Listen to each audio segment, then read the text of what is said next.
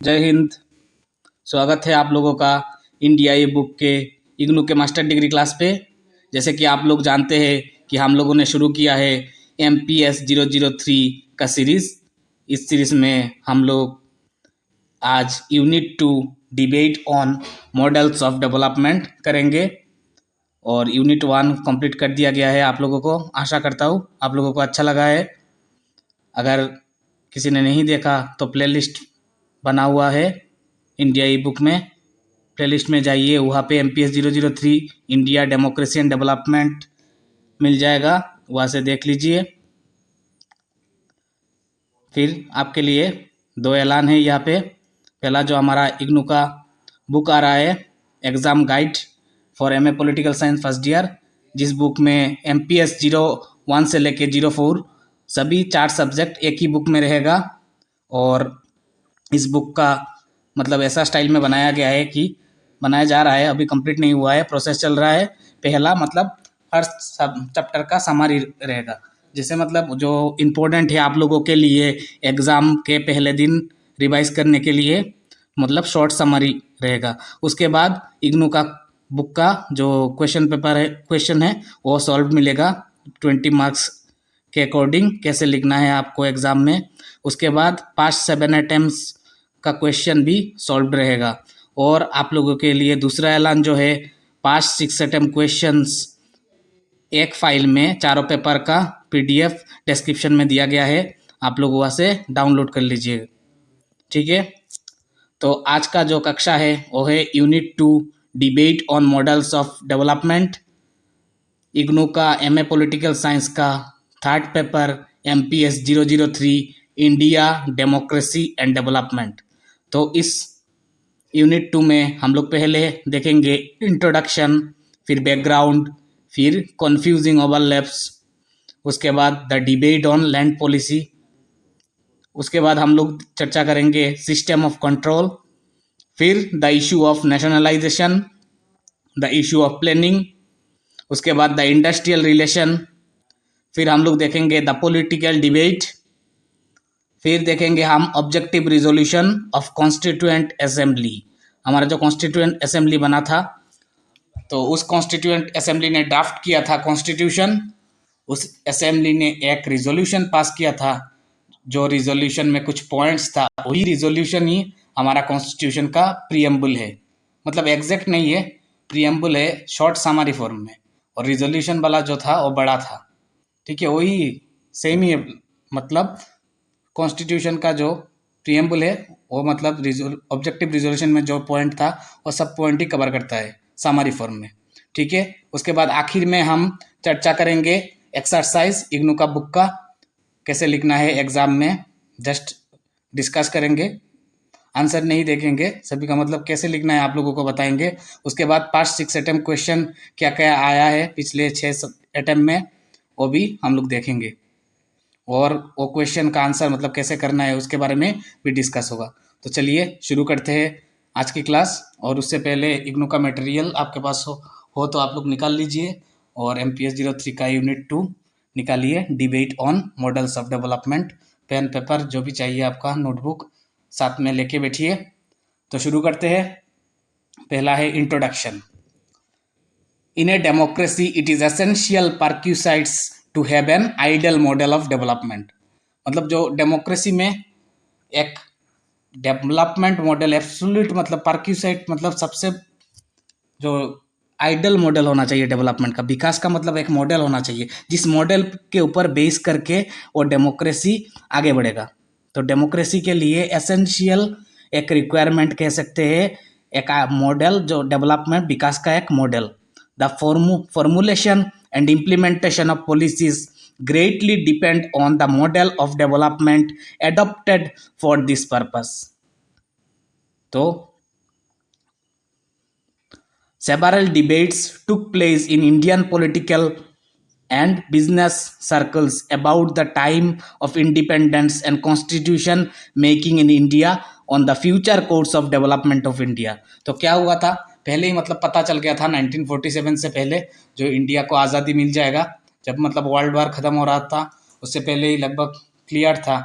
तो धीरे धीरे मतलब इंडिपेंडेंस की तरफ बढ़ रहा था इंडिया, तभी से मतलब इंडिया एज ए डेमोक्रेसी कौन सा प्लान अपनाए डेवलपमेंट के लिए, विकास के लिए, उसके बारे में मतलब जो पॉलिटिकल लोग हैं इंडिया का और बिजनेस सर्कल है, वो लोग मतलब सोच में पड़ गए थे। तो कैसा मतलब इंडिया कैसा स्टेप ले, कॉन्स्टिट्यूशन में कैसा पॉइंट लिखे, इसके लिए मतलब वो लोग पहले से ही रेडी थे, सोच रहे थे मतलब एक मॉडल डेवलपमेंट मॉडल बनाने का, विकास का मतलब अच्छा सा मॉडल तैयार करने के लिए।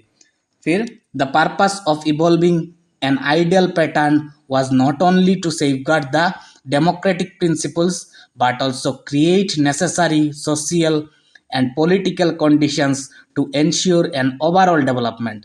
ये जो मतलब जो आइडियल जो पैटर्न है, विकास का पैटर्न जो मॉडल होगा, वो मतलब सिर्फ सेफगार्ड करने के लिए नहीं, डेमोक्रेसी को बचाने के लिए नहीं, डेमोक्रेसी को, लेकिन वो नेसेसरी है सोशल और पॉलिटिकल कंडीशन को भी मतलब एंश्योर करने के लिए, ओवरऑल डेवलपमेंट को एंश्योर करने के लिए। The debates on the issues of development are complex and diverse, ranging from land policies to the industrial development and planning. मतलब बहुत सारा डिबेट हुआ इसके बारे में, जैसे लैंड पॉलिसी से लेके ज़मीन का जो पॉलिसी था, इसके बाद लैंड रिफॉर्म भी आया, लैंड पॉलिसी से लेके इंडस्ट्रियल जो पॉलिसी है उद्योग का और उसके प्लानिंग का, तो उसके बारे में बहुत सारा डिबेट हुआ। एक्चुअली इस यूनिट में हम लोग वही डिबेट ही मेन देखेंगे। एग्जाम में पूछता है डिबेट ऑन लैंड पॉलिसी पूछता है, इंपॉर्टेंट है ये वाला। इंडस्ट्रियल रिलेशन भी पूछता है। फिर background, eight the time of independence 3 broad streams of thinking on India's socio-economic development crystallized। तो स्वतंत्रता के समय भारत के सामाजिक आर्थिक विकास पर सोच की 3 व्यापक धाराएं उल्लेखित किया गया था। तो क्या क्या है ये? पहला है capitalist industrialization with minimal state control and support. मतलब जो पूंजीवाद का विचारधारा है इंडस्ट्रियलाइजेशन का, वो जहाँ पे मतलब स्टेट मतलब गवर्नमेंट का कम से कम कंट्रोल रहेगा और कम से कम सपोर्ट रहेगा। दूसरा जो है वो है socialistic industrialization under state guidance. मतलब जो रशिया में जो फॉलो होता है सोशलिस्टिक इंडस्ट्रियलाइजेशन, वही उसमें स्टेट का गाइडेंस रहेगा।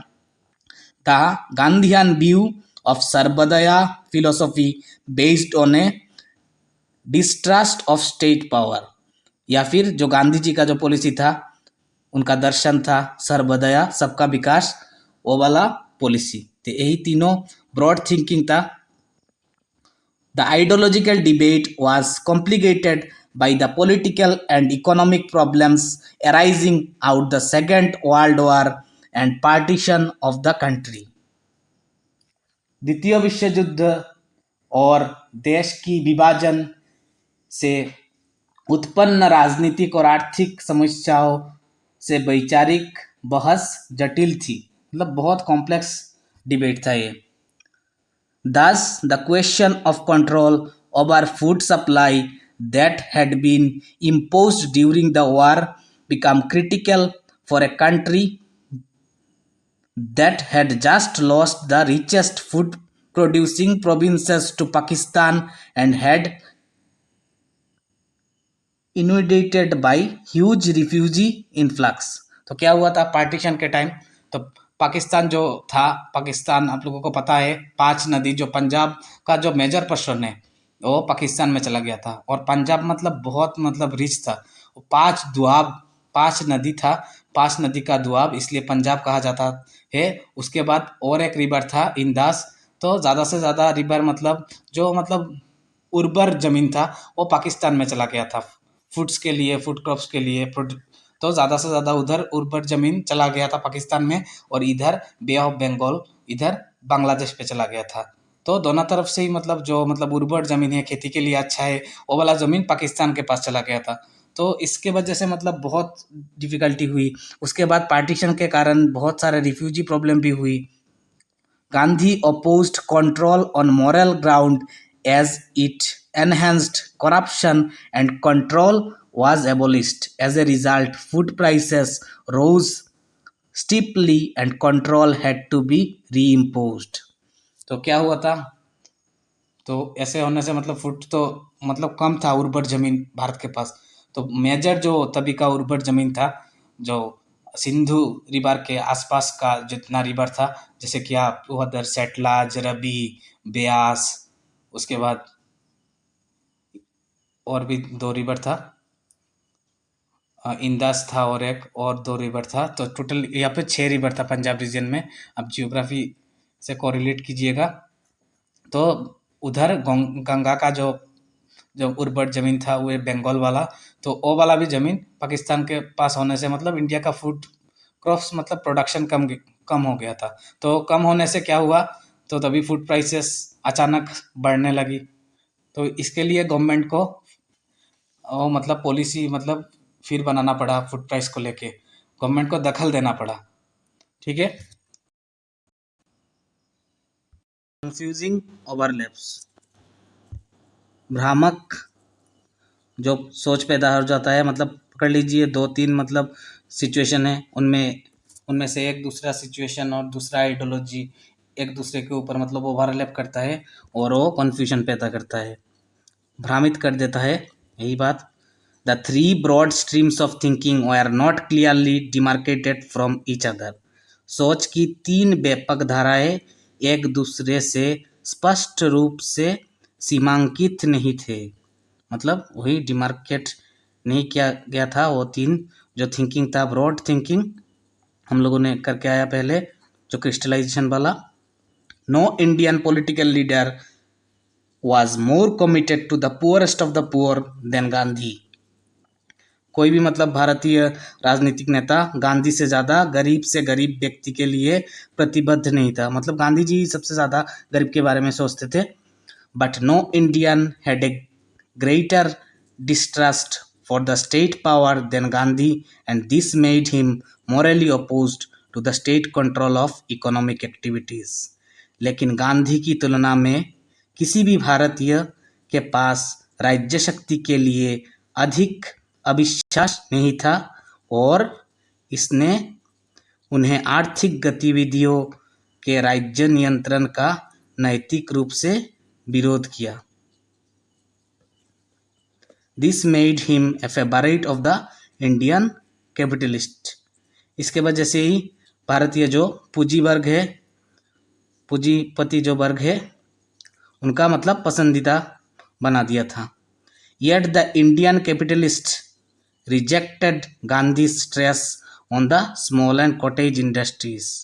तो गांधी जी मतलब सबसे ज़्यादा स्मॉल एंड कॉटेज इंडस्ट्री जो है, जो छोटा और कुटीर उद्योग था, उनके ऊपर ज़्यादा स्ट्रेस देते थे, उनको उनको डेवलप किया जाए कैसे, ऐसा सोचते थे। तो इसका मतलब अगेंस्ट किया था, रिजेक्ट किया था इस पॉलिसी को जो पूंजीपति वर्ग है उन लोगों ने। पूंजीपति वर्ग ऐसे सोचते थे कि according to them might be temporarily accommodated but only for meeting the problem of unemployment। मतलब जो कॉटेज इंडस्ट्री और स्मॉल इंडस्ट्री है वो सिर्फ मतलब कुछ टाइम के लिए एक टेम्पोररी सोल्यूशन है, वो कुछ टाइम के लिए अनएम्प्लॉयमेंट से मतलब आपके लोगों को बचाएगा, वो एक टेम्पोररी सोल्यूशन है, परमानेंट सोल्यूशन नहीं है। कैपिटलिस्ट जो पूंजीपति वर्ग जो थे उनका ऐसा सोच था। Like the capitalist, the socialist believed in large-scale industries as the chief strategy in solving the economic problems of the newly decolonized underdeveloped countries and naturally rejected the efficiency of the small and the cottage industry। मतलब जो socialist लोग थे, समाजवादी, वही राशिया वाला जो समाजवादी, उनका भी वही सेम विचारधारा था। वो लोग भी सोचते थे कि कैपिटलिस्ट जो पूंजीपति वर्ग था उनके तरह वो लोग सोचते थे कि मतलब जो लार्ज स्केल इंडस्ट्री है, बड़ा इंडस्ट्री, वही सिर्फ मतलब जो इकोनॉमिक प्रॉब्लम है उनको दूर दूर कर पाएगा। उस टाइम में तो मतलब कॉलोनाइज्ड, तभी मतलब भारत पहले तो कॉलोनी था ब्रिटिश का, तो डिकोलोनाइजेशन हुआ था। तो डिकोलोनाइज्ड जो अंडर डेवलप्ड इकोनॉमी है उसको रिवाइव करने के लिए बड़ा इंडस्ट्री का ज़रूरत है। बड़ा इंडस्ट्री कम्प्लीटली मतलब इकोनॉमिक डेवलपमेंट कर सकता है और मतलब जो इकोनॉमिक क्राइसिस होगा, प्रॉब्लम होगा, उसको सॉल्व कर पाएगा। But unlike the capitalist they are firm believers in state control. लेकिन कैपिटलिस्ट लोग सोचते थे, पूंजीपति वर्ग जो थे वो लोग सोचते थे मतलब उनके हाथ में मतलब चला जाए, मतलब कैपिटलिस्ट लोग ही मार्केट को कंट्रोल करे। डायरेक्ट जो बात है मार्केट के द्वारा ही मार्केट कंट्रोल हो। लेकिन सोशलिस्टिक जो विचारधारा था, उनका विचारधारा के अनुसार जो मार्केट है उसको मतलब स्टेट कंट्रोल करे। ठीक है, स्टेट मतलब यहाँ पे जो सत्ता होगा, मतलब जो रशिया का गवर्नमेंट, चाइना का गवर्नमेंट, वो लोग मतलब पूरा मार्केट वो लोग ही कंट्रोल करते हैं। तो हमारा इंडिया ऐसा नहीं है, इंडिया में मिक्स्ड है, कैपिटलिस्ट और सोशलिस्ट दोनों का भी। तो मतलब वही ये दोनों एक दूसरे से ओवरलैप कर रहे थे, तो इंडिया ने बीच का रास्ता चुना है। जैसे रशिया और यूक्रेन वार में देखिए हमारा बीच का रास्ता। इंडिया हमेशा मतलब मिडिल मार्ग इज़ द बेस्ट मार्ग, मध्यम मार्ग जो होता है वो मतलब सबसे अच्छा मार्ग होता है। फिर a part of this debate concerned the traditional socialist policy of nationalization as had been implemented in the Union of Soviet Socialist Republic USSR। तो पूंजीपतियों की तरह समाजवादियों ने का भी वही मानना था, एक ही विचारधारा था उन लोगों का भी। तो इस बहस के एक हिस्से में राष्ट्रीयकरण जो था मतलब नेशनलाइजेशन की पारंपरिक समाजवादी नीति से संबंधित था, जैसा मतलब सोवियत में समाजवादी संघ ने लागू किया था। नेहरू's utterances before independence and his installation as PM of the government of independent India raised a certain alarm among the Indian capitalists। तो आज़ादी से पहले मतलब नेहरू के बयान और उनका जो स्वतंत्र भारत की सरकार के प्रथम प्रधानमंत्री के रूप में उनकी स्थापना ने मतलब भारतीय जो कैपिटलिस्टिक थे पूंजीपति वर्ग, तो उनके बीच एक निश्चित अलार्म खड़ा कर दिया था। नेहरू जी जब प्रधानमंत्री हो जा रहे थे तो उनके बीच एक अलार्म खड़ा कर दिया था, मतलब वो लोग सोच में पड़ गए थे क्या होगा अब उसके बारे में। मतलब फिर the same reason combined with the rise of military among the industrial workers class in India raised critical questions about industrial relations। इसी कारण भारत में मतलब जो इंडस्ट्रियल जो लेबर है, मजदूर वर्ग है के नीचे मतलब उग्रवाद के उदय हो गया था। मतलब वो लोग मतलब ज़्यादा मतलब उग्र हो गए थे। औद्योगिक संबंधों के बारे में महत्वपूर्ण प्रश्न उठाए, उन लोगों ने मतलब क्वेश्चन करना रेस कर दिया। फिर the Indian capitalist naturally did not like trade unionism and state support to the cause of labour. भारतीय जो पूंजीपति वर्ग थे वो मतलब स्वाभाविक रूप में ऐसा मतलब ट्रेड यूनियन या श्रम के लिए वो राज्य का मतलब स्टेट का समर्थन नहीं चाहते थे। Gandhi supported trade unionism, Gandhi ji ने ये ट्रेड यूनियनिज्म का सपोर्ट किया था, लेकिन जो कैपिटलिस्टिक लोग थे और पूंजीपति वर्ग वो उसका सपोर्ट नहीं करते थे ट्रेड यूनियनिज्म का, और वो लोग नहीं चाहते थे मतलब स्टेट भी सपोर्ट करे लेबर को। ठीक है, it was only the question of the land reforms, yet jagirdari and other intermediary rights owner in the rest of British India were unhappy about the new trend। यह केवल मतलब भूमि सुधार जो लैंड रिफॉर्म कानून है के सवाल पर था, फिर भी शेष मतलब ब्रिटिश भारत के मतलब जागीरदारी जो प्रथा था वो लैंड के एक सिस्टम था पहले जागीरदार सिस्टम, जैसे रायतारी सिस्टम उसे जागीरदार सिस्टम था। जागीरदारी और अन्य मतलब मध्यवर्ती अधिकार जो मालिक का नया प्रवृत्ति से मतलब देता था, नया ट्रेंड जो हुआ था उसके बारे में। It was only the question of land reform, या सिर्फ वही लैंड रिफॉर्म का क्वेश्चन था इस पे। तो अभी मतलब ये वाला लाइन आपसे मतलब बोल रहा है कि नेक्स्ट लैंड रिफॉर्म आएगा, तो लैंड रिफॉर्म करना ज़रूरी था क्योंकि लैंड मतलब तभी जागीरदारी सिस्टम था पहले, तो बड़े बड़े मतलब जो जागीरदार थे उन लोगों के पास बहुत ज़्यादा लैंड था, तो गवर्नमेंट मतलब कोई भी रास्ता अगर बनाना चाहे तो वो ज़मीन नहीं देते थे, और अपना लैंड क्यों देंगे गवर्नमेंट को, स्टेट को, ऐसा था। फिर जो लैंड रिफॉर्म पॉलिसी बनाया गया, तो लैंड रिफॉर्म पॉलिसी के बनाने के टाइम तभी भी मतलब बहुत डिबेट हुए, मतलब बहस किया गया कैसे मतलब लैंड रिफॉर्म पॉलिसी बनाया जाए। फिर हम लोग देखेंगे अभी लैंड रिफॉर्म पॉलिसी के बनाने के पहले का बहस। तो अगला जो टॉपिक है the debate on land policy, भूमि नीति पर बहस। It may be convenient to start with the question of land reform on which the broadest consensus was obtained. भूमि सुधार के प्रश्न से शुरू करना सुविधाजनक हो सकता है जिस पर व्यापक सहमति प्राप्त की गई थी। We have the Bombay plan, हम लोगों ने पहले चैप्टर में भी कर रखा है, बॉम्बे प्लान को इंट्रोड्यूस किया गया था। We have the Bombay Plan of the big industrialized of India envisaged land reforms. तो बॉम्बे प्लान जो था वो भूमि सुधार कानून की परिकल्पना था, भूमि सुधार कानूनी था।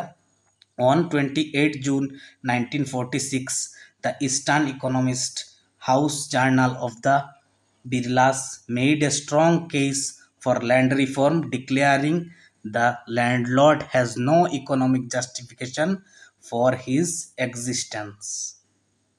तो बिरला का भी रिपोर्ट आया है 28 जून को, जिस रिपोर्ट के द्वारा बिरला ने कहा कि जो लैंडलॉर्ड है उनका इकोनॉमिक जस्टिफिकेशन एग्जिस्ट नहीं करेगा। In December 1946, the subcommittee on land reform of the National Planning Committee, national planning committee जो था कांग्रेस का, उसका जो सब कमेटी थे उसके द्वारा भी एक के बारे में बोला गया था। उसको हेड कर रहे थे कांग्रेस के ही एक मतलब मेंबर जेसी कुमारप्पा, ये वो मतलब गांधीवादी थे। Yes, staunch Gandhian laid down 3 stages, उन्होंने मतलब लैंड रिफॉर्म के बारे में 3 स्टेजेस दिए थे। तो ये इंपॉर्टेंट है। तो क्या क्या है ये तीनों stage? Debate on land reform बहुत इंपॉर्टेंट है। तो 3 स्टेजेस जो है लैंड रिफॉर्म का, जो जेसी कुमारप्पा जी ने दिया था, जो सब कमेटी जो था नेशनल प्लानिंग कमेटी का, उनका हेड थे वो, उन्होंने कहा था कि abolition of zamindari and other intermediary rights एक पॉइंट। सेकंड, उन्होंने कहा था कि grant of tenancy right to the actual cultivator and ceiling on land holding.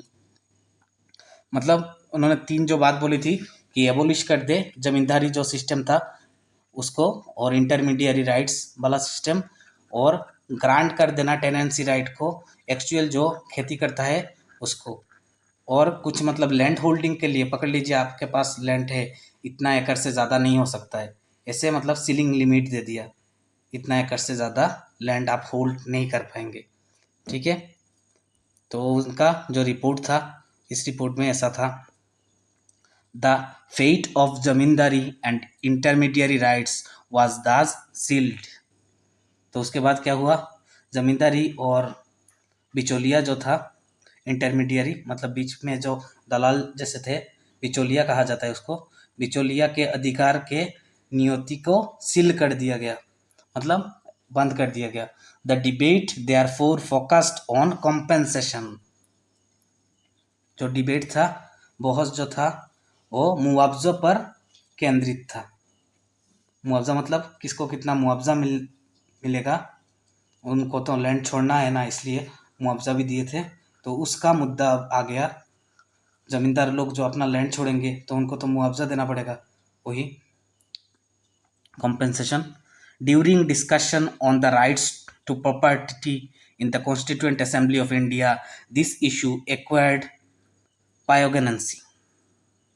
मतलब जो कॉन्स्टिट्यूशन असेंबली जो मतलब बिल कॉन्स्टिट्यूशन को बना रहा था, तब भी उनके दिमाग में ये वाला था बात।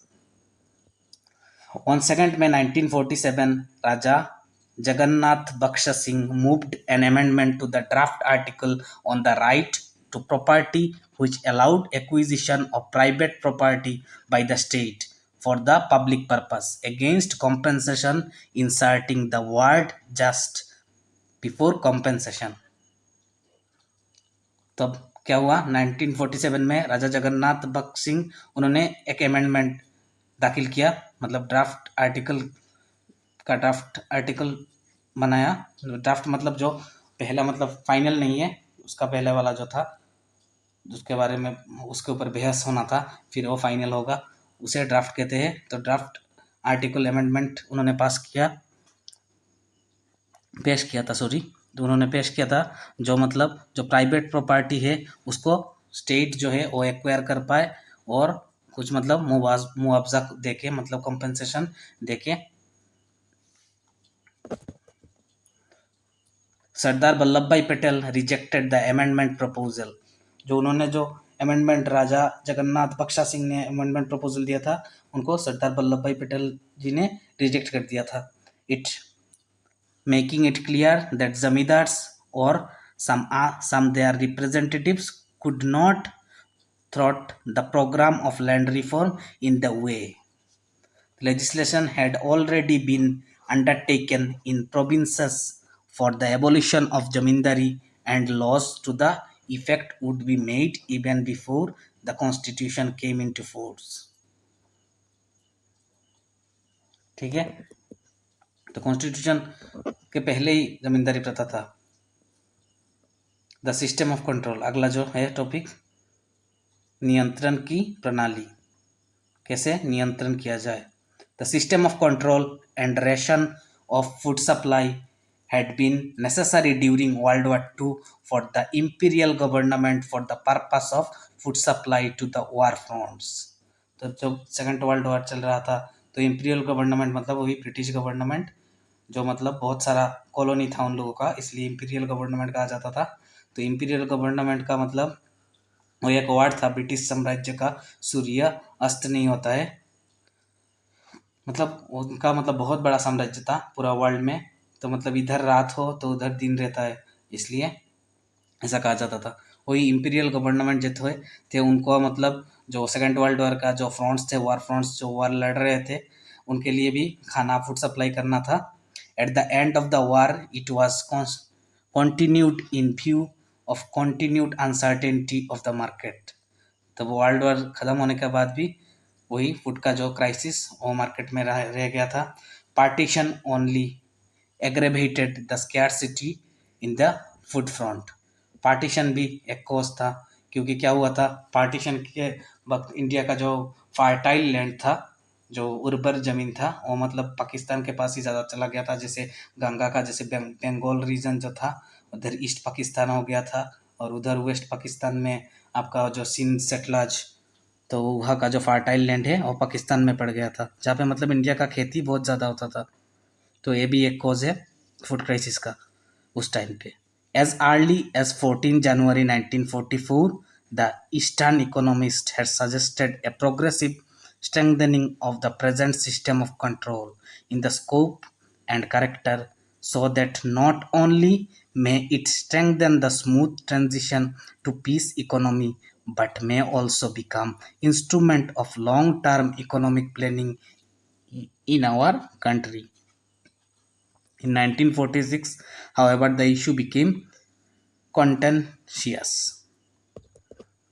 Early that year, the Commodity Price Board, consisting of noted economists A.D. Garwal and D.R. Gadgil, was appointed। तो कमोडिटी प्राइस बोर्ड भी बनाया गया। उसके पहले उसमें मतलब बहुत फेमस इकोनॉमिस्ट A.D. गरवाल और गडगिल जी का अपॉइंटमेंट हुआ। It submitted A report in the same year recommending not abolition but the improvement of the system of control.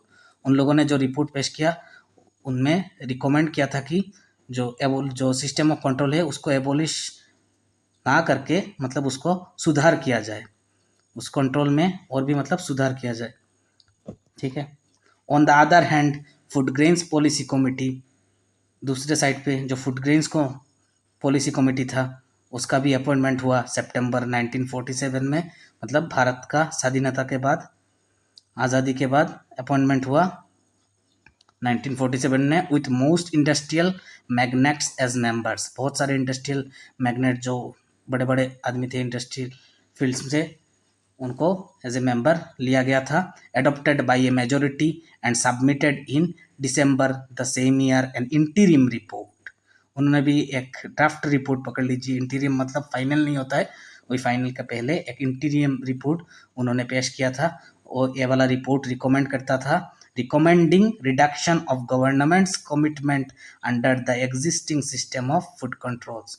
तो पहला जो कंट्रोल था गवर्नमेंट का, उसको सुधार करने के लिए ही कुछ मतलब कमिटमेंट गवर्नमेंट का इन्होंने रिकमेंड किया था इस कमेटी ने। ठीक है, as has been noted in the earlier unit, हम लोगों ने जो पहले यूनिट किया था फर्स्ट यूनिट, उसमें गांधी जी ने lent his moral support to the decontrol of demand and control was lifted for a period. When the prices rose high, control was again imposed. अगला जो सिस्टम ऑफ कंट्रोल के बाद जो है वो है द इशू ऑफ नेशनलाइजेशन। तो nationalisation क्या है? राष्ट्रीयकरण। तो राष्ट्रीयकरण का मुद्दा धीरे धीरे मतलब राष्ट्रीयकरण मतलब जो इंडिजीनियस चीज करने का जो मुद्दा है उसका जन्म ले लिया था। Indian businessmen were alarmed at the talk of nationalization emanating from the socialists and the left radicals। वही लेफ्ट मतलब वामपंथी विचारधारा जो लोग थे उनके बारे में मतलब भारतीय जो व्यवसायी वर्ग थे उन्होंने समाजवादियों और जो वामपंथी कठोर थे उनका जो राष्ट्रीयकरण की बात से मतलब चिंतित थे। ऑन 14 जून 1946 आज़ादी से पहले the eastern economics declared, eastern economics ने डिक्लेयर किया था कि वी रिजेक्ट इन्वर्टेड कॉमा के अंदर we reject unreservedly the Soviet ideal of complete and immediate socialization of the whole range of the economy। At the 20th annual session of the Federation Indian Chambers of Commerce and Industry,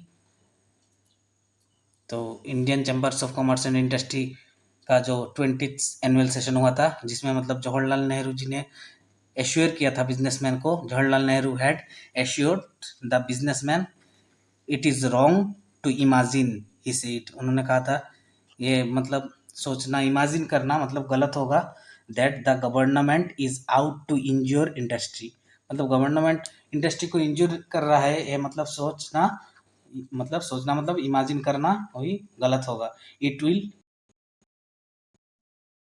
our part, we want to provide facilities for industries and facilities for production, technical, scientific and power resources and all that। उन्होंने और भी कहा था कि वो लोग मतलब facility provide करेंगे इंडस्ट्री को, उसके बाद प्रोडक्शन के फील्ड में जैसे कि टेक्निकल, साइंटिफिक और पावर रिसोर्सेज के मामले में एंड और भी अदर तरीके से। ऑन 4 अप्रैल 1947 आज़ादी के कुछ दिन पहले in an address to the All India Manufacturers Organization he repeated the assurance। Jawaharlal Nehru ji ने फिर से ये वाला एश्योरेंस को रिपीट किया था जो मैन्युफैक्चरर ऑर्गेनाइजेशन है, ऑल इंडिया मैन्युफैक्चरर ऑर्गेनाइजेशन, उनके एक सभा में। ठीक है, उसके बाद हम देखेंगे इशू ऑफ प्लानिंग। तो योजना का मुद्दा, दो there was a general welcome to the idea of planning among all sections of the Indian population. The ideas about the character of the plan varied among them. Indian businessmen firmly rejected the Soviet type planning and welcomed a vague system of state guidance। मतलब भारतीय ने जो Soviet type जो planning था socialistic, complete socialistic, उसको मतलब reject कर दिया था और अलग ही प्रकार का मतलब स्टेट का गाइडेंस चाहते थे, उसको वेलकम किया था। They would even welcome A state rule in expansion of basic and heavy industries for which the private sector did not have much resource. उन लोगों ने ये भी वेलकम किया था कि जो स्टेट का रूल एक्सपांड करने के लिए जो बेसिक और हेवी इंडस्ट्री है, जैसे पकड़ लीजिए पहले मतलब जो स्टील इंडस्ट्री था, उसके बाद पब्लिक सेक्टर जो ट्रांसपोर्ट था, उसमें मतलब गवर्नमेंट काम करे, जिसमें मतलब बहुत सारा रिसोर्स का मतलब प्रयोजन होगा, मतलब चाहिए होगा आप लोग को, मतलब वो प्राइवेट ऑर्गेनाइजेशन मतलब नहीं कर पाएगा, तो उसमें मतलब गवर्नमेंट करे। जैसे कि ट्रांसपोर्ट में रेलवे गवर्नमेंट चला रहा है, अभी भी चल रहा है। उसके बाद बड़ा बड़ा जो इंडस्ट्री है, माइनिंग हो गया आपका, उसके बाद आपका रिसर्च वाला सेक्टर, रिसर्च तब नहीं था, अभी है। तो जो बड़ा बड़ा सेक्टर हैवी इंडस्ट्री जो था, जैसे वही कोयले का इंडस्ट्री पकड़ लीजिए, कोयला तो माइनिंग में आ जाता है। फिर आपका जो स्टील इंडस्ट्री, तो स्टील अथॉरिटी ऑफ इंडिया उसका एग्जाम्पल है, ये भारतीय मतलब गवर्नमेंट का ही है, SAIL, steel authority of India limited. उसके बाद वही ONGC, पेट्रोलियम सेक्टर, सभी मतलब जो मतलब बड़ा बड़ा हैवी इंडस्ट्री है, वो स्टेट गवर्न करे, मतलब स्टेट के कंट्रोल पे हो। But the state's role according to them would be minimal, लेकिन वो चाहते थे कि स्टेट का रूल मिनिमल हो, मतलब कम से कम हो। The socialist and the left radicals envisaged a much greater role of the state in the national economic activities. लेकिन जो सोशलिस्ट समाजवादी विचारधारा और लेफ्ट विचारधारा के लोग थे, वो लोग चाहते थे कि स्टेट का ज़्यादा कंट्रोल हो इकोनॉमिक एक्टिविटीज में। It is believed that Sardar Vallabhbhai Patel was sympathetic to the first view and the Jawaharlal Nehru to the second view. तो जवाहरलाल नेहरू जी मतलब वही वामपंथी विचारधारा, जो सोशलिस्ट राशिया का विचारधारा था, उनके पक्ष में थे। और सरदार वल्लभ भाई पटेल जी वो थे मतलब पहला वाला विचारधारा, जो मतलब एक्सपांशन हो, बेसिक हैवी इंडस्ट्री स्टेट के हाथ पे हो, उसके पक्ष में थे। However, Patel is believed to have strongly resisted that establishment of a planning commission by the government, which he thought would reflect the Soviet Union's economic ideology and would encroach upon the domain of the government. It was only after the death of Patel that a planning commission of India could be set up under the cabinet and with the prime minister as chairman. तो सरदार वल्लभ भाई पटेल जी का देहांत होने के बाद ही ये possible हो पाया कि प्लानिंग कमीशन बनाया भारत में, और उसका मतलब चेयरमैन रहे prime minister as a chairman appoint किया गया। ठीक है, अगला जो है इंडस्ट्रियल रिलेशंस, तो मैंने यहाँ पे वन डाला, मतलब इसका 2 स्लाइड है। तो पहला point, it was at the trade union front that sharpest conflict arose when the All India Trade Union of Congress was set up in 1920 at the instance of the International Labor Organization. Congressmen by large and distanced themselves from it. Relations one, industrial relations one, जो मतलब industrial relations मतलब पूरा के पूरा industrial relations वही trade union के ऊपर base है। जैसे यूनियन बनता है, संघ बनाया जाता है किसी भी मतलब ऑर्गेनाइजेशन में, तो ऐसे ही जब भी ये जितना भी इंडस्ट्री था, जैसे तभी टेक्सटाइल इंडस्ट्री बहुत मतलब लीडिंग पे था, ज़्यादा से ज़्यादा टेक्सटाइल इंडस्ट्री था। तो टेक्सटाइल इंडस्ट्री का ट्रेड यूनियन को लेके मतलब बहुत सारा कॉन्फ्लिक्ट दिखाई दिया था। 1920 में क्या हुआ था, Akhil Bharatiya all India trade Union Congress का सेटअप हुआ इंटरनेशनल लेबर ऑर्गेनाइजेशन जो था उसके कहने पर। तो उसमें मतलब कांग्रेसीय जो लोग थे, कांग्रेसियों ने कुल मिलाकर मतलब इससे खुद को दूर कर लिया। इस मतलब जो लोग कांग्रेस के थे वो लोग इससे मतलब इस ट्रेड यूनियन से अपने आप को दूर कर लिए थे। फिर 1922 में अखिल भारतीय कांग्रेस कमेटी के गया अधिवेशन के बाद ही ये इसमें शामिल हुए। जब गया अधिवेशन हुआ उसके बाद कांग्रेस के लोग शामिल हुए थे इस ऑल इंडिया ट्रेड यूनियन पे। The Ahmedabad textile workers union directly patronised by Gandhi never joined it. जो अहमदाबाद टेक्सटाइल वर्कर्स थे, आप लोगों को पता है, हम लोगों ने MPS 001 पे किए थे 13 जो यूनिट था हमारा, उसमें सिविल डिसोबीडियंस, उसमें गांधी जी ने मतलब अहमदाबाद टेक्सटाइल वर्कर्स के लिए लड़े थे, उनके हकों के लिए। तो वो लोग मतलब डायरेक्ट गांधी जी के पेट्रोनाइज पे थे। तो वो लोग मतलब वो जो यूनियन था अहमदाबाद टेक्सटाइल वर्कर्स यूनियन, उन लोगों ने ऑल इंडिया ट्रेड यूनियन को कभी ज्वाइन ही नहीं किया। As a result the All India trade Union Congress was under strong influence of the communist and the socialists। तो इसके वजह से क्या हुआ, परिणाम स्वरूप जो all India trade Akhil Bharatiya जो संघ था वो मतलब डायरेक्ट स्ट्रॉन्ग इन्फ्लुएंस पे आ गया कम्युनिस्ट और सोशलिस्ट लोग, कठोर मतलब जो समाजवादी विचारधारा थे उनके उनके इन्फ्लुएंस में आ गया था। When in and after 1942 in the wake of the Quit India movement, congressmen including the Congress Socialist went to jail in large number। The field was almost entirely left to the communist।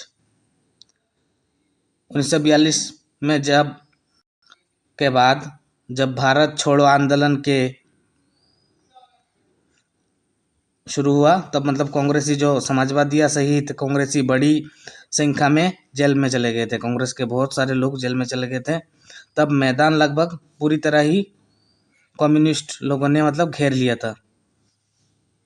The differences were aggravated by two main factors. मतभेद जो था वो मतलब दो मुख्य कारण था उसका।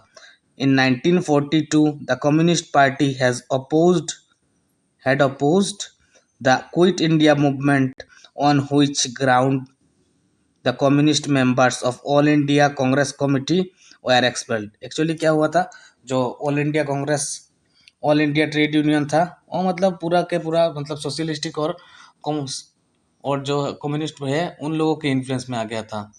वो मतलब पूरा कांग्रेस जो थे इंडियन नेशनल कांग्रेस उनके विचारधारा को रिप्रेजेंट नहीं कर रहा था। तो ये बहुत बड़ा प्रॉब्लम हो गया था इसके वजह से। Secondly, after the end of the Second World War, communist militants in the labor front increased greatly। तो द्वितीय विश्व युद्ध खत्म होने के बाद जो कम्युनिस्ट लोग हैं उनका मतलब कम्युनिस्ट मिलिट्री लेबर फ्रंट में उन लोगों का बहुत ज़्यादा से ज़्यादा इंक्रीज हो गए थे। फिर अगला जो है, in early 1947 हिंदुस्तान मजदूर सेवक संघ was set up with the Ahmedabad Textile Workers Union as the nucleus। मतलब केंद्र पे और एक संघ बनाया गया भारत का आज़ादी के कुछ ही दिन पहले अर्ली 1947 हिंदुस्तान मजदूर सेवक संघ उसका नाम था उस संगठन का। In the view of the Sangh's failure to gather strength in May 1947 the top leaders of the Congress met in Delhi at a high level conference under the leadership of Patel। मतलब वल्लभ भाई पटेल जी के नेतृत्व में एक सभा हुआ दिल्ली पे इस कमेटी का, इस मतलब मजदूर सेवक संघ का, Hindustan Mazdoor Sevak Sangh. And decided to have a separate labour organization. और यह नतीजा उन लोगों क्या है, अलग से मतलब श्रमिक संगठन बनाने का फैसला किया उन लोगों ने सभा के माध्यम से। As a result the Indian National Trade Union Congress was set up. इसके वजह से ही और एक संगठन सेटअप किया गया जिसका नाम है Indian National Trade Union Congress. Within about another year two other central labour organizations cropped up. कुछ ही सालों के अंदर अंदर ही और दो लेबर ऑर्गेनाइजेशन फॉर्म हो गए। तो एक था हिंद मजदूर सभा splitting from the Indian National Trade Union Congress, वही जो अभी अभी बना था वल्लभ भाई पटेल जी के मीटिंग के बाद। तो उसके बाद जो बना था तो उस वहाँ से मतलब अलग होके एक और संघ बना हिंद मजदूर सभा। और एक सभा संगठन बना the United trade Union Congress, जो पहले बना था all India trade Union Congress उससे निकल के, जिसमें मतलब समाजवादी और कम्युनिस्ट विचारधारा ज़्यादा था, तो उससे एक ऑर्गेनाइजेशन स्प्लिट अप हुआ। और इधर मतलब जो वल्लभ भाई पटेल के नेतृत्व में और एक संघ मजदूर सभा हुआ था, हिंदुस्तान मजदूर सेवक संघ, उस उसके बाद जो सेटअप किया गया था नेशनल ट्रेड यूनियन कांग्रेस, उससे भी एक स्प्लिट होके निकला हिंद मजदूर सभा। तो मतलब बहुत सारे सभा हो जा रहे थे, लेकिन एक दूसरे से लिंक था। At the time of transfer of power, when Indian capitalism was coming to its own, therefore the issue of class contradiction acquired sharpness and it naturally affected industrial relations. तो ट्रेड यूनियंस का मतलब ऐसे मतलब बढ़ चढ़ बहुत ज़्यादा हो जा रहे थे, और ये लोग मतलब इंडस्ट्री के जो रिलेशंस है, इंडस्ट्री का संबंध उद्योग के संबंध में मतलब बहुत ज़्यादा भूमिका रहता था। For the capitalist, industrial peace was necessary for industrial development, and militant trade unionism was inimical to the industrial peace. Since independence, the communists and socialists wanted that class relations within the economy to be immediately settled. तो स्वतंत्रता के बाद जो communist और समाजवादी चाहते थे कि जो इकोनॉमी हो उसके भीतर मतलब वर्ग जो क्लास को तुरंत सुलझाया जाए, क्लास का जो रिलेशन है, क्लास रिलेशंस, उसको तुरंत ही सुलझाया जाए। अगला जो है पॉलिटिकल डिबेट, ये भी इम्पोर्टेंट है पॉलिटिकल डिबेट। तो the ideological debate had its impact on the politics about the period of independence. स्वतंत्रता की उपधि के आसपास राजनीति पर वैचारिक बहस का प्रभाव पड़ा। The first post war budget was inflationary, मतलब जो पोस्ट वार का बजट जो था पहले वर्ल्ड वार ख़त्म होने के बाद, वो मतलब बहुत इन्फ्लेशन था, मतलब बहुत दाम बढ़ गया था सभी चीज़ों का, और बजट भी इन्फ्लेशनरी था। To counteract the inflationary tendency of the national economy, the finance minister of the interim government, Liaquat Ali Khan, presented a budget proposed a 25% tax on the business profit above 100,000 rupees, जिनका मतलब profit 100,000 rupees के ऊपर हो, उन लोगों के ऊपर 25% tax impose किया जाए। तब मतलब फिनांस इंटरिम गवर्नमेंट जो था, वो तब फिनांस मिनिस्टर थे इंटरिम गवर्नमेंट का लियाकत अली खान, उन्होंने एक बजट पेश किया था जिसमें यह कहा गया था कि जिन बिजनेस ऑर्गेनाइजेशन का इनकम 100,000 रुपीज़ होगा तो उनके ऊपर 25% टैक्स लगेगा। The tax was intended to restrict the spending habits of the wealthy Indians and a socialistic colour. तो ये मतलब रेस्ट्रिक्ट करेगा, ये जो बजट बनाया गया था, ये जो स्पेंडिंग हैबिट्स जो वेल्दी इंडियंस है उन लोगों का जो स्पेंडिंग हैबिट्स है ज़्यादा से ज़्यादा स्पेंड करने का, उसके ऊपर मतलब रेस्ट्रिक्ट करेगा, नियंत्रण करेगा। On the above of independence in June 1947, the Central Committee of the Communist Party of India concluded that though the forces of freedom movement had compelled the imperial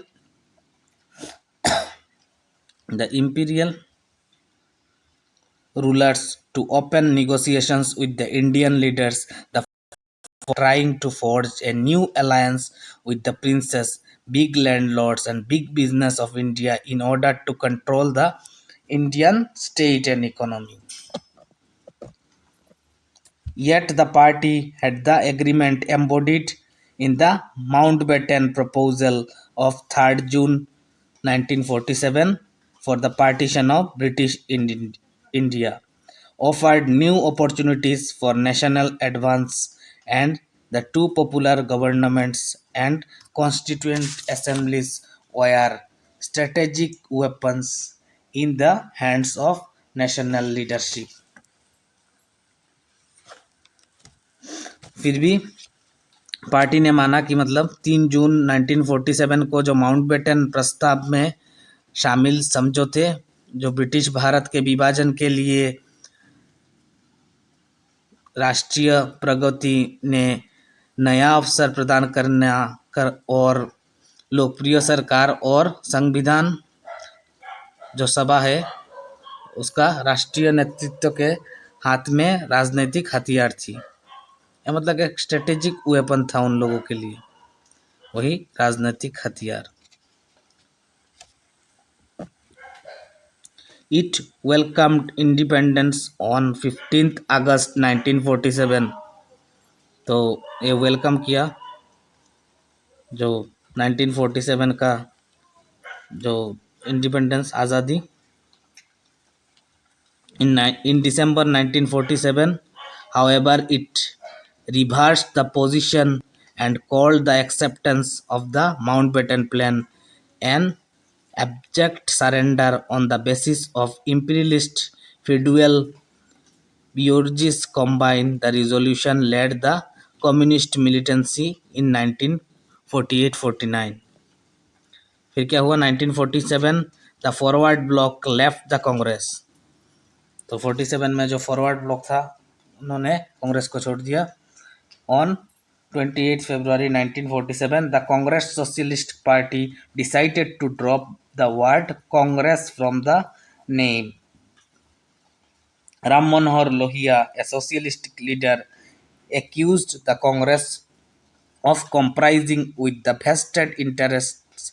In March, the party opened membership to non-congressmen।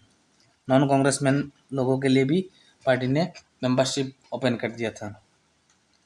The period around independence therefore so A sharp ideological debate on the future course of India's development. तो उस time में जब ऐसा situation था तभी का मतलब जो डिबेट था एक्चुअली पॉलिटिकल डिबेट, और डिबेट मतलब इंडिया को किस दिशा में मतलब विकास के लिए क्या करना चाहिए उसके अकॉर्डिंग मतलब बहुत सारा आइडियोलॉजी थे। तो बहुत सारा आइडियोलॉजी के बीच में तो टकरार होगा, मतभेद रहेगा, कन्फ्यूजन रहेगा। तो इसके वजह से ही ऐसा प्रॉब्लम हुआ था। No wonder the ideological debate was partly reflected in proceedings of the constituent assemblies of India that framed the constitution। तो अभी उसके बाद हम कॉन्स्टिट्यूएंट असेंबली का जो ऑब्जेक्टिव रिजोल्यूशन है वो देखेंगे। तो यहाँ पे देखिए मैंने प्रीएम्बल लगाया है, the constitution of India preamble.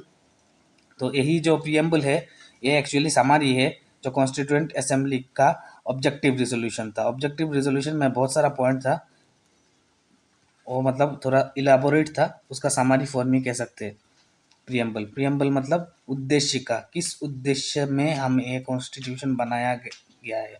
Objective resolution भी यही था, मतलब किस उद्देश्य में हम कॉन्स्टिट्यूशन बनाने वाले हैं। ठीक है, all this issues were should to be sorted out in the objective resolutions that was passed in the constituent assemblies of India in a fairly early stage of its proceedings. That resolution pledged to establish an independent sovereign republic of India which along with its component parts would derive all power and authority from the people of India.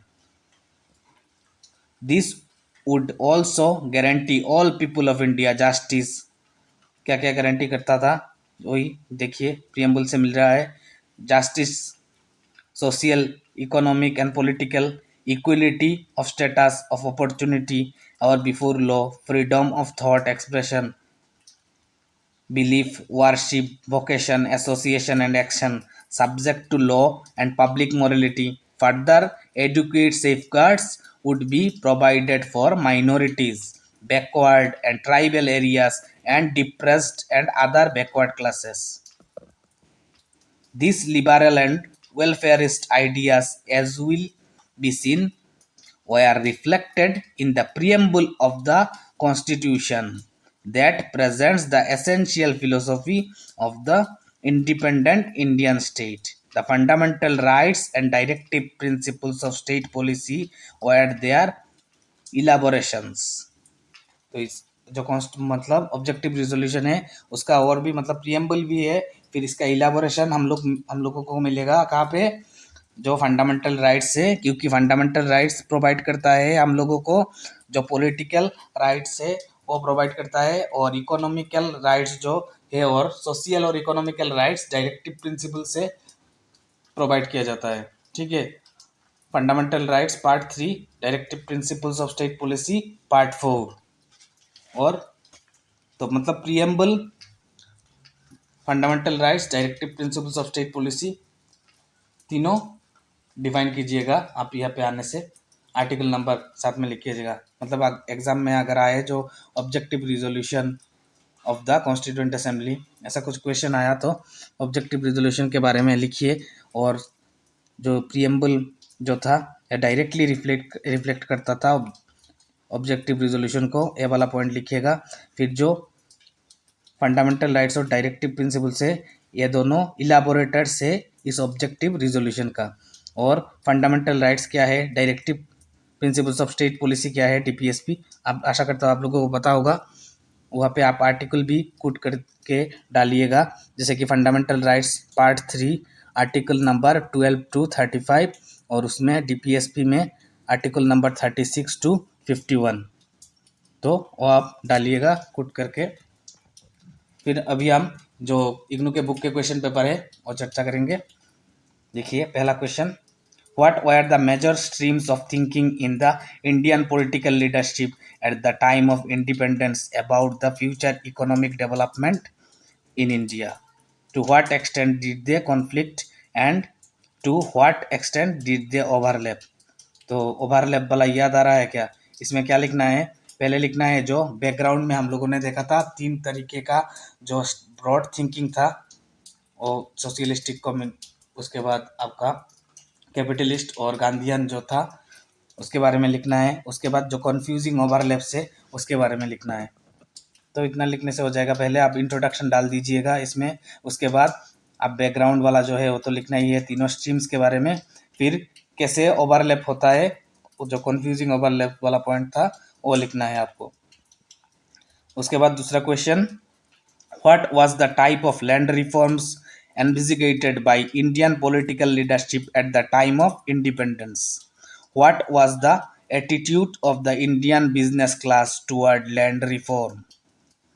तो मतलब land reform के बारे में, जो land reform policy आया था उसके बाद डिबेट हुआ था लैंड रिफॉर्म के लिए, तो इंडिपेंडेंस के टाइम पे, उससे पहले और भी एक नेक्स्ट क्वेश्चन जो है इस पार्ट का वो है एटीट्यूड क्या था बिजनेस क्लास का। तो बिजनेस क्लास का जो लोग थे उन लोगों का इसके ऊपर क्या एटीट्यूड था वो भी कवर किया है उसमें, जो आपका लैंड पॉलिसी का डिबेट है उसके अंदर है, और डिबेट वाला ही पोर्शन है ये वाला। ठीक है, उसके बाद नेक्स्ट क्वेश्चन है, what was the debate on control and planning. Control and planning के ऊपर जो उसके बाद नेक्स्ट जो टॉपिक था हम लोगों का, वही कंट्रोल एंड प्लानिंग के ऊपर जो डिबेट था उसके ऊपर लिखना है। सब डायरेक्ट क्वेश्चन ही है। उसके the Congress socialistic leave the Congress in 1948, why the Congress socialist leave the Congress in 1948, याद आ रहा है क्या, अभी अभी हम लोगों ने पढ़ा 1948 में जो कांग्रेस के सोशलिस्टिक लोग थे वो कांग्रेस को लीव किए थे, तो क्यों लीव किए थे उसके रीज़न लिखना है। What was the analysis of the Communist Party of India regarding independence? तो उन लोगों का व्यू क्या था कम्युनिस्ट पार्टी का इंडिपेंडेंस को लेके। फिर अगला जो है, discuss the circumstances leading to the split in the Indian labour movement. तो लेबर मूवमेंट वाला वही इंडस्ट्रियल रिलेशंस जो है उसको लिखना है आप। ठीक है, अभी देख लेते हैं जो हमारा पास्ट 6 ईयर अटेम्प्ट का क्वेश्चन पेपर है, जून 2021 से लेके दिसंबर 2018 तक। और भी एक क्वेश्चन था, sorry, question number 7, what did the objective resolution of the constituent assembly of India look forward to establishing, वही वाला। तो अभी अभी हम लोगों ने किया, तो क्या लिखना है उसमें, कॉन्स्टिट्यूएंट असेंबली का वही ऑब्जेक्टिव रिजोल्यूशन के बारे में जब लिखेंगे, प्रियम्बल के बारे में बताएंगे, यह मतलब प्रियम्बल है अभी का, और इसका जो इलाबोरेशन है और फंडामेंटल राइट्स और directive principles of state policy में मिलता है। उसके बाद जो क्वेश्चन है, एक ही क्वेश्चन आया है जून 2021 पे आया था लास्ट 6 अटेम्प्ट में। What was the debate on control and planning eight the time of independence. वही कंट्रोल एंड प्लानिंग के ऊपर वही लिखना है यहाँ पे। तो आशा करता हूँ आज के क्लास अच्छा लगा होगा आप लोगों को। जल्दी आएंगे यूनिट 3 को लेके। तो इंडिया बुक के साथ जुड़े रहने के लिए बहुत बहुत धन्यवाद। जय हिंद, जय Bharat and God bless you all.